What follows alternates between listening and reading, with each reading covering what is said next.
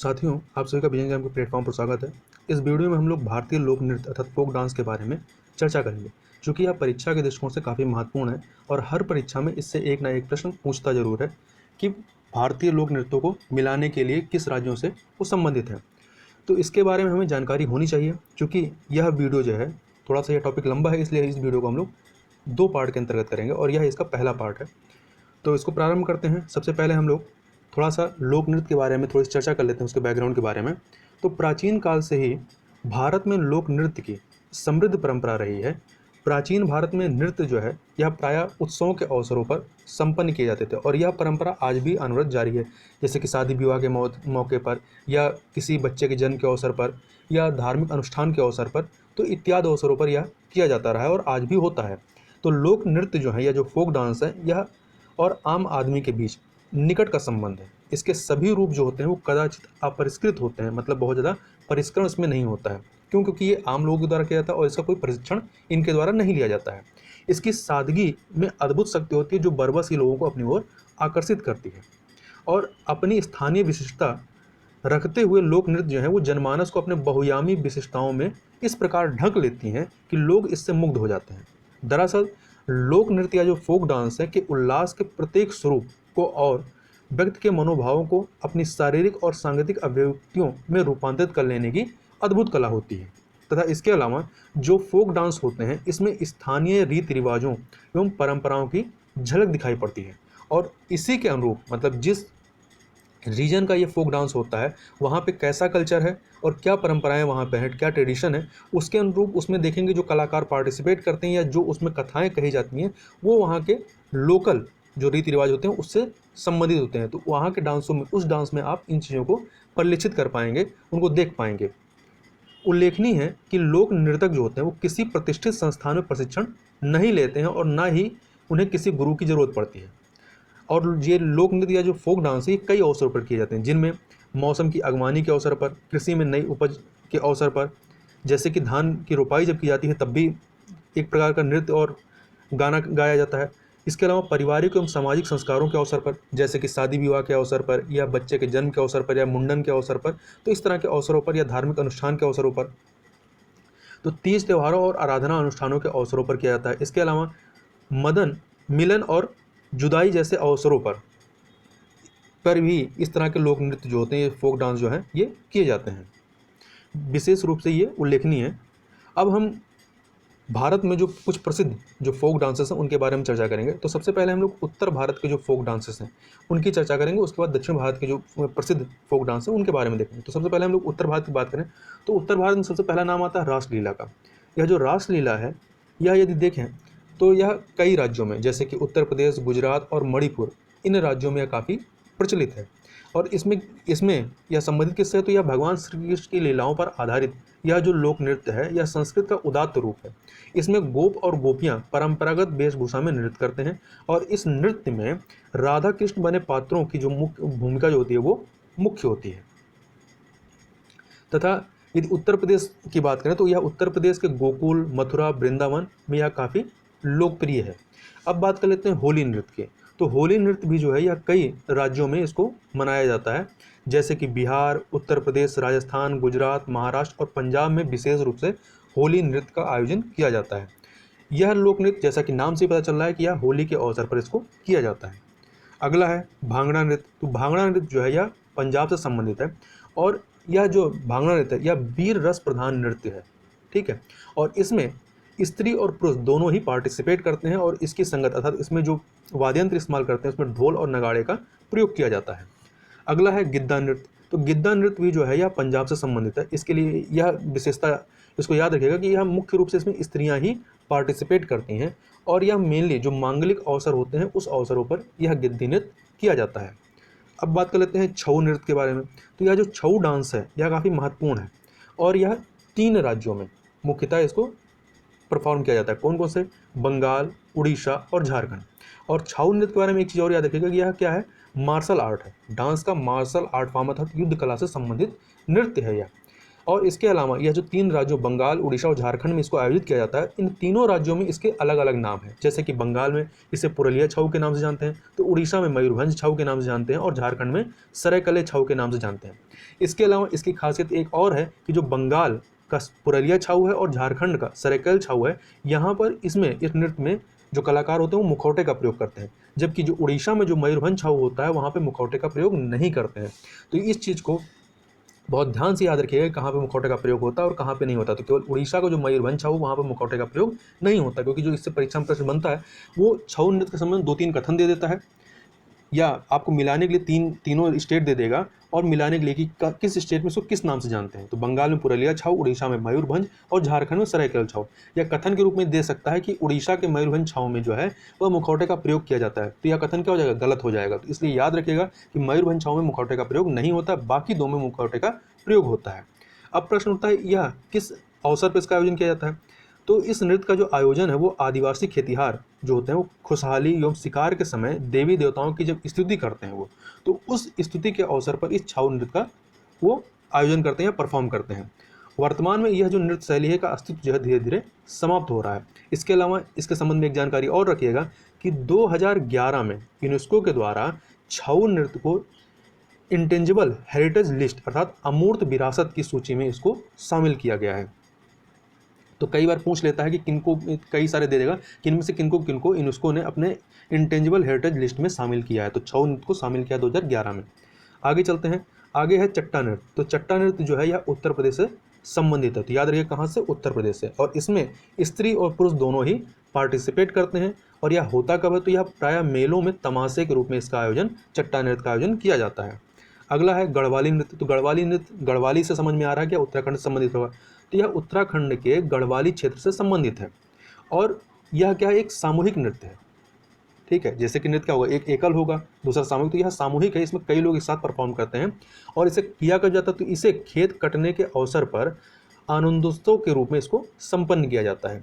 अगला है छपेली नृत्य। तो छपेली नृत्य भी जो है ये आपको उत्तराखंड से संबंधित है और उत्तराखंड के कुमाऊं क्षेत्र से। इस नृत्य में 2 नर्तक होते हैं जो जोड़े में मतलब परफॉर्म करते हैं, चाहे वो प्रेमी प्रेमिका के रूप में करें या भाई बहन के रूप में, जीजा साली के रूप में। इस तरीके से ये जोड़े में इसको परफॉर्म किया जाता है और इस नृत्य में हर्षोल्लासी अभिव्यक्ति की जाती है, मतलब यह खुशी से संबंधित है। अगला है छाम छाक। तो छाम छाक कहाँ का है, तो छाम छाक जो है यह हिमाचल प्रदेश के लाहौल स्पीति क्षेत्र से संबंधित है।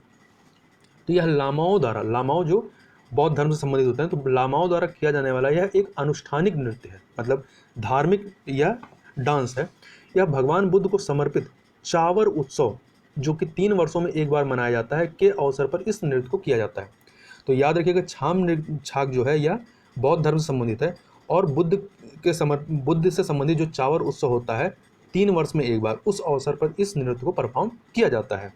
अगला है नाती नृत्य। तो नाती डांस क्या है, कहाँ का है, तो यह हिमाचल प्रदेश का है और यह एक अनुष्ठानिक फसल कटाई नृत्य है, मतलब फसल कटाई के अवसर पर इसको परफॉर्म किया जाता है और इसमें स्त्री और पुरुष दोनों ही परफॉर्म करते हैं। अगला है तुस्मिग नृत्य। तुस्मिग नृत्य भी यह हिमाचल प्रदेश का है और मेनली इसको जो किन्नौरी जनजाति होती है उसके द्वारा इसको किया जाता है और यह सितंबर माह में जब शरद ऋतु जो होता है उसको मनाने के लिए इस डांस को परफॉर्म किया जाता है। तुस्मिग नृत्य हिमाचल प्रदेश और किन्नौरी जनजाति। अगला है जाबरो नृत्य। तो जाबरो नृत्य जो है यह विशेष रूप से चांगथांग जो क्षेत्र है वहाँ पर इसका आयोजन किया जाता है और इसमें मुखौटे का प्रयोग किया जाता है। किसका, मुखौटे का प्रयोग किया जाता है और इसके अलावा इसमें स्त्री और पुरुष जो है दोनों पार्टिसिपेट करते हैं और यह रात के समय में, रात में यह काफ़ी टाइम तक इसको परफॉर्म किया जाता है। अगला है रऊफ नृत्य। रऊफ नृत्य याद रखिएगा, इससे प्रश्न बनता है। तो रऊफ नृत्य कहाँ संबंधित है, या जम्मू कश्मीर से संबंधित है और इसके लिए खास बात याद रखिएगा, जैसे गिद्दा नृत्य में क्या है, मेनली महिलाएं पार्टिसिपेट करती हैं, तो रऊफ नृत्य में केवल स्त्रियां ही पार्टिसिपेट करती हैं, मतलब ये इस नृत्य को, इस डांस को केवल महिलाओं के द्वारा परफॉर्म किया जाता है और यह किया कब जाता है, तो फसल कटाई के अवसर पर इस डांस को परफॉर्म किया जाता है महिलाओं के द्वारा। अगला है तांडव नृत्य। तो तांडव नृत्य जो है यह भगवान शिव द्वारा किया जाने वाला एक अलौकिक नृत्य है। प्राचीन शिलालेखों में भी इसका वर्णन आपको मिल जाएगा तथा तांडव के संस्कृत में कई अर्थ होते हैं, जैसे तांडव का मतलब होता है उदत्त नृत्य करना, उग्र कर्म करना या स्वच्छंद हस्तक्षेप करना आदि। तथा भारतीय संगीत में 14 प्रमुख तालभेद में वीर तथा विभत्स रस के सम्मिश्रण से बना तांडवी ताल का वर्णन भी मिलता है तथा शास्त्रों में प्रमुखता से भगवान शिव को ही तांडव स्वरूप का प्रतीक या प्रवर्तक बताया गया, परंतु अन्य आगम तथा काव्य ग्रंथों में दुर्गा, गणेश, भैरव, श्री राम आदि के तांडव का भी वर्णन मिलता है। आगे चलें तो अगला है तमाशा नृत्य। तो तमाशा नृत्य कहाँ का है? यह महाराष्ट्र का है और यह गाथा पर आधारित है, मतलब इसमें कोई ना कोई कथा कही जाती है इस नृत्य के दौरान, और इसे महाराष्ट्र की कोलाठी जो समुदाय है उसके द्वारा इसको परफॉर्म किया जाता है। अगला है गरबा। तो गरबा के बारे में जानते हो, गरबा कहाँ संबंधित है? यह गुजरात संबंधित है और यह नवरात्र के अवसर पर इसको परफॉर्म किया जाता है। गरबा का जो अर्थ होता है गर्भदीप होता है, ठीक है। तो इसमें क्या होता है, इस नृत्य के दौरान एक छिद्र युक्त मिट्टी का एक बर्तन होता है। इस छिद्र युक्त मिट्टी के बर्तन में दियों को प्रज्वलित किया जाता है तथा उसको सर पर रखा जाता है, जिसके चारों ओर महिलाएं क्या करते हैं, लयबद्ध तालियों के स्वर पर चक्राकार मतलब चक्कर लगाते हुए, गति करते हुए इस गरबा नृत्य को परफॉर्म करती हैं। अगला है डांडिया रास। तो डांडिया रास कई राज्यों में इसको परफॉर्म किया जाता है, जैसे कि गुजरात, महाराष्ट्र और राजस्थान, और इसमें महिला और पुरुष दोनों ही पार्टिसिपेट करते हैं। इसके अंतर्गत पॉलिश की हुई छड़ियाँ, डंडियाँ होती हैं या इनका प्रयोग किया जाता है, ठीक है। तो डांडिया रस में डांडिया क्या है? यह एक लकड़ी की छड़ी होती है जो कि बढ़िया से पॉलिश की जाती है और उसमें डिजाइन वगैरह बनी होती है, तथा इस डांडिया रास के दौरान दुर्गा एवं महिषासुर के बीच जो छद्म युद्ध को, एक प्रॉक्सी वार को इसमें दर्शाया जाता है। अगला है कालबेलिया। तो कालबेलिया जो है यह राजस्थान संबंधित है और कालबेलिया क्या है, एक जनजाति है या कह सकते हैं एक समुदाय को इंगित करता है। तो कालबेलिया समुदाय जो होता है ये सपेरों मतलब जो सांप वगैरह पकड़ते हैं उस सपेरों से संबंधित यह समुदाय है। तो कालबेलिया समुदाय की महिलाओं के द्वारा किया जाने वाला एक भावमय या डांस परफॉर्मेंस है, तथा इसमें जो वो पोशाकें पहनती हैं वो ब्लैक कलर की, जो डांसर होती हैं वो ब्लैक कलर की पोशाकें पहनती हैं, तथा जब वो नृत्य करती हैं तो एक जो है सांप की जो है समान एक फील आती है, और इसमें जो वाद्य यंत्र का प्रयोग किया जाता है वो बीन का प्रयोग किया जाता है।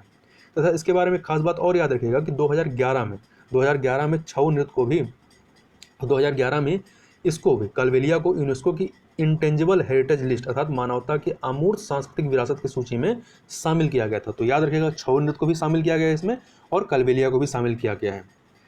आगे देखते हैं घूमर या गंगोर दोनों ही नाम सेम है।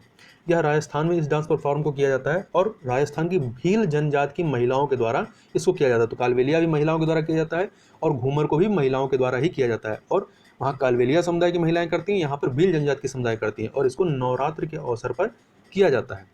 यह डांस जो है चर्चा में आया था, पहले से भी चर्चा में था, परंतु जब पद्मावत मूवी आई थी तो उसमें एक जो डांस था जिसपे दीपिका पादुकोण ने डांस किया था वो घूमर पर ही आधारित था।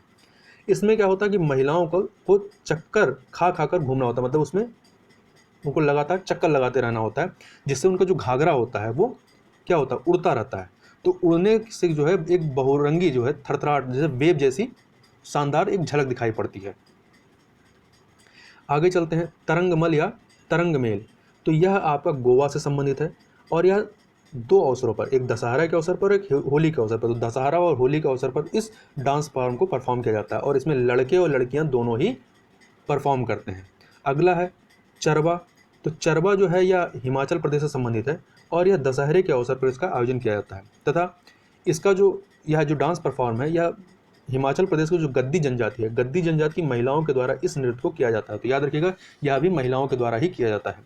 अगला है बुराहा जो है आपका यह हिमाचल प्रदेश से संबंधित है और इसमें जो नर्तक होते हैं वो कुल्हाड़ी लेकर के डांस करते हैं।